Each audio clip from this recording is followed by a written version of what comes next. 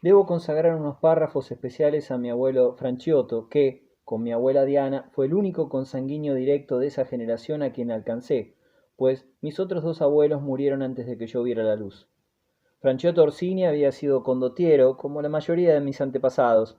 Se había educado en Florencia, en la corte de su tío Lorenzo el Magnífico, y su contacto con ese medio refinado y esteta dulcificó sus maneras y le incorporó cierto dandismo palaciego que le resultó de utilidad en la atmósfera pontificia, no penetró en las regiones glaciales de su alma.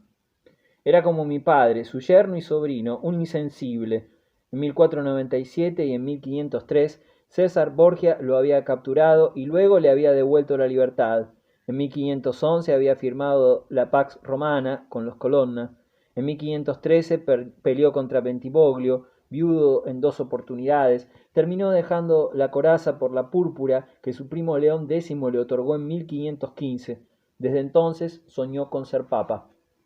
Los Orsini no habíamos tenido a uno de los nuestros en el trono de Pedro desde que Nicolás III falleció, y en el siglo VIII, y nuestro prestigio lo necesitaba. Nuestras finanzas también. Mi abuelo Franciotto pensó que él era el más indicado para salvar esa falla seria y se entregó a coronar su ambición apostólica con el mismo ahínco que había puesto en sus empresas de armas. Casi obtuvo la tiara en 1522 cuando, imprevistamente, eligieron a Adrián VI. Al año siguiente su arrogancia de gran señor romano enjugó una nueva afrenta, pues Clemente VII ascendió al solio. Nunca se consoló de esos ultrajes.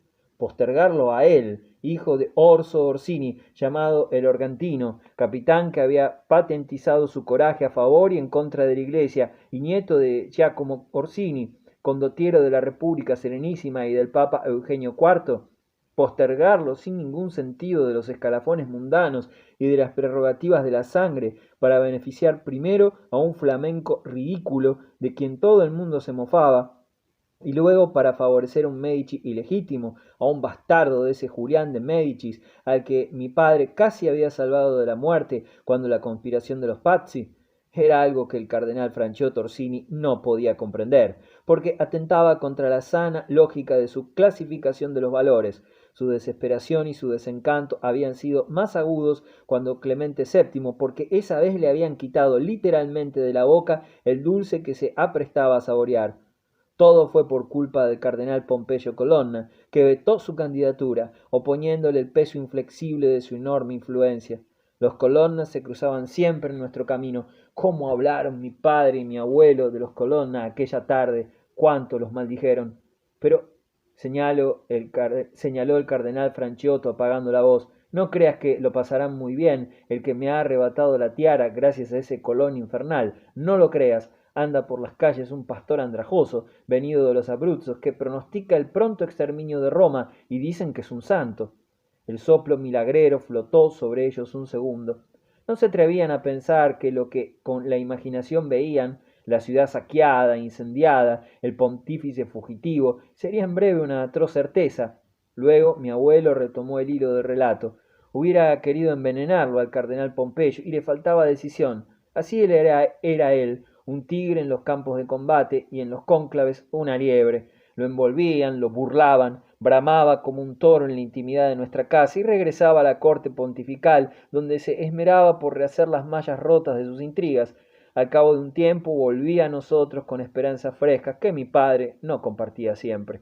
Disputaban hasta tarde y cuando mi padre se había retirado, medio ebrio, el viejo cardenal reordenaba su revuelto manto, se escondía trepidante al amparo de la chimenea, mascullando palabras confusas, y sólo se apaciguaba al acariciar su sueño victorioso, que le mostraba en el chirrido rojo y dorado de la hoguera la forma de una tiara que ascendía como una cúpula basilical cubierta de piedras preciosas.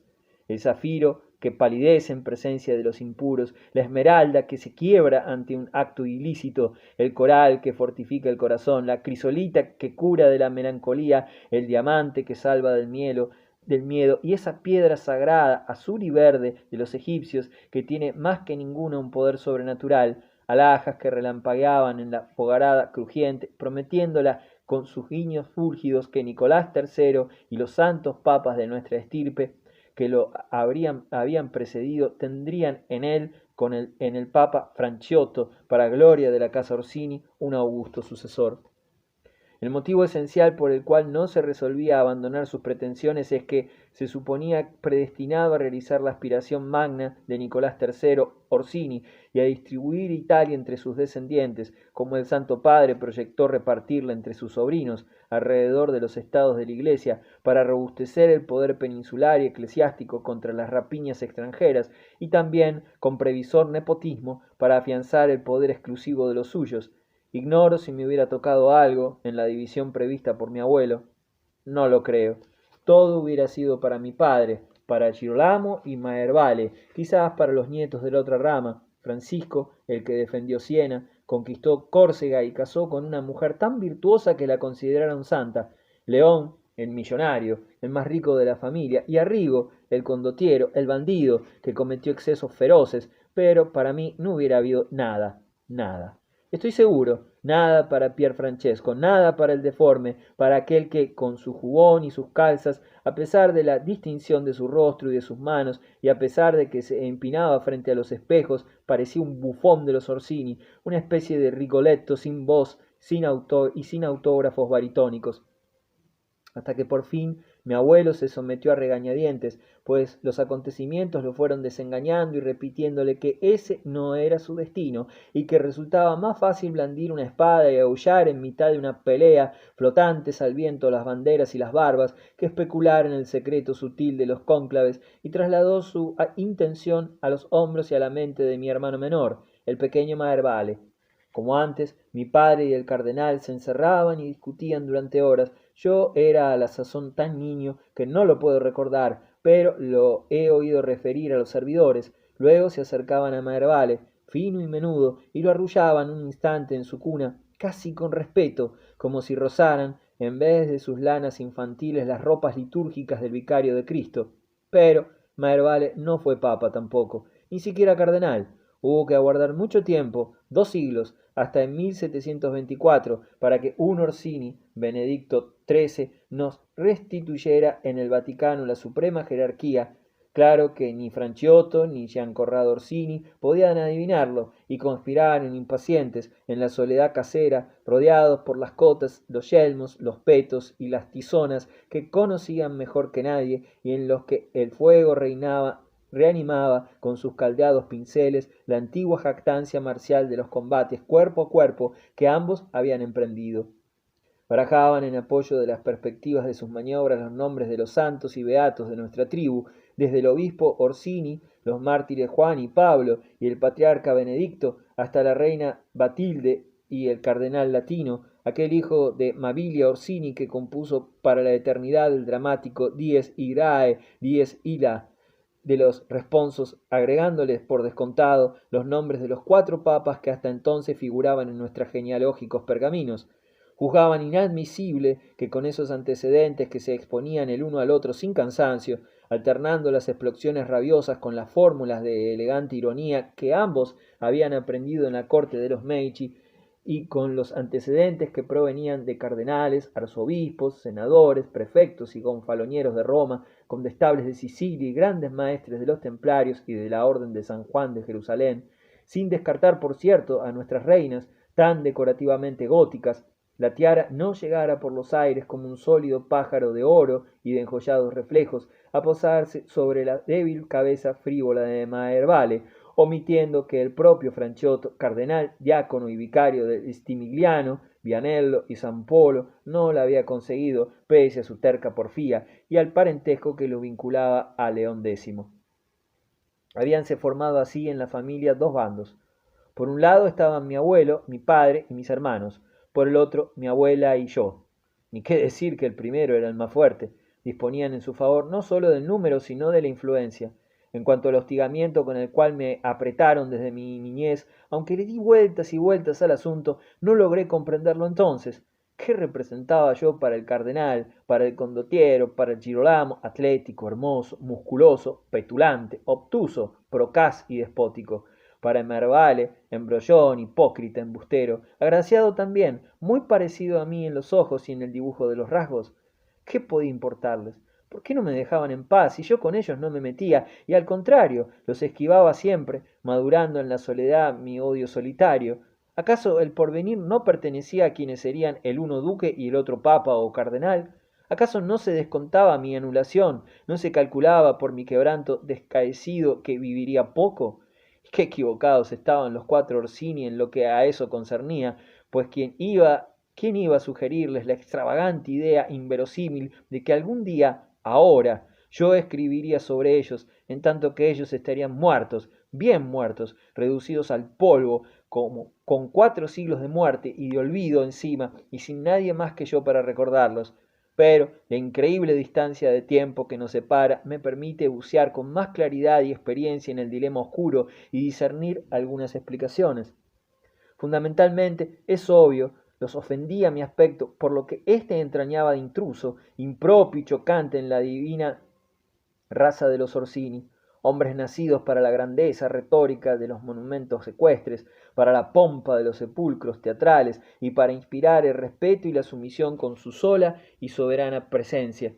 Entre los Orsini no hubo gibosos, apenas si se citaba fugazmente la excepción de mi primo Carloto Fausto, quien, empero, se destacó en la milicia por su intrepidez. Mi padre consideraba mi distorsionada figura como una traición de lesa majestad al decoro y al señorío de la parentela. Un día, oculto detrás de un tapiz, lo oí debatir con mi abuelo el problema que mi presencia avivaba a cada instante. Gritaban como poseídos, enrostraban la responsabilidad decadente de mi hechura a las respectivas ramas de los Orsini, a las cuales pertenecían. Giancorrado barbotó, mesándose la barba. Nosotros jamás hemos traído al mundo engendros como ese. Parece cosa del demonio, o de la puerca infidelidad. Si no fuera por la veneración que merece la memoria de Claritze, pensaría que la madre de Pier Francesco me fue desleal. ¿Quién sabe con quién? Con uno de esos desgraciados Gonzaga, jorobados de padre en hijo, que espantaron a Mantua con su horror de esperpentos. Y el altercado, distraído por la remembranza de los príncipes remotos, se apaciguó mientras evocaban por menores oídos acerca de los señores de Mantua. La jiba se había adueñado de ellos por herencia maligna de Paola Malatesta. Su hijo Ludovico, el segundo marqués, había sido giboso. Lo habían sido los hermanos de éste, Alejandro, el místico, y Gianlucido, el poeta, y luego los hijos de Ludovico, las monjas, la condesa de Gorizia, el tercer marqués, Federico, y esa desventurada, vejada Dorotea, novia de Galeazzo María Forza, que no llegó a casar con él, pues los Sforza, que aspiraban a una alianza mejor, una alianza con reyes, adujeron para postergar la boda en el curso de 4 años de alternativas humillantes que podía acentuarse en Dorotea la deformación que sufrían sus hermanos y su padre. Solo en la generación siguiente, la de los vástagos de Federico, se rompió la tradición grotesca, como si se hubiera agotado el veneno que la originaba. Esas menciones despertaron mi curiosidad ávida hacia quienes padecieron antes de mi nacimiento similares penurias, y más tarde, cuando pude hacerlo, me interesé por sus vidas infortunadas e hice copias de los versos compuestos por Jean Lucido Gonzaga, en honor del emperador Segismundo, y hasta agregué a mis colecciones como joyeles exquisitos las delicadas medallas que Pisanello acuñó con las esfinges de la familia Gonzaga. Una frase del cardenal Cesarini, inspirada por el juvenil poeta contrahecho, espléndido más que por el cuerpo, por el ingenio y las costumbres.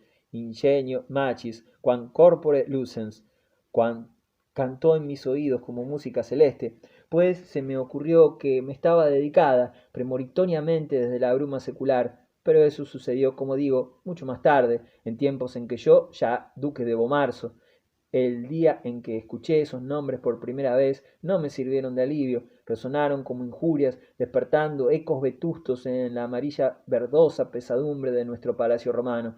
El cardenal Franchiotto y el condottiero Chancorrado hablaban de los príncipes de Mantua y de sus córcovas, exagerando los ademanes violentos. Yo me escondía, ay, me mordía los puños y lloraba.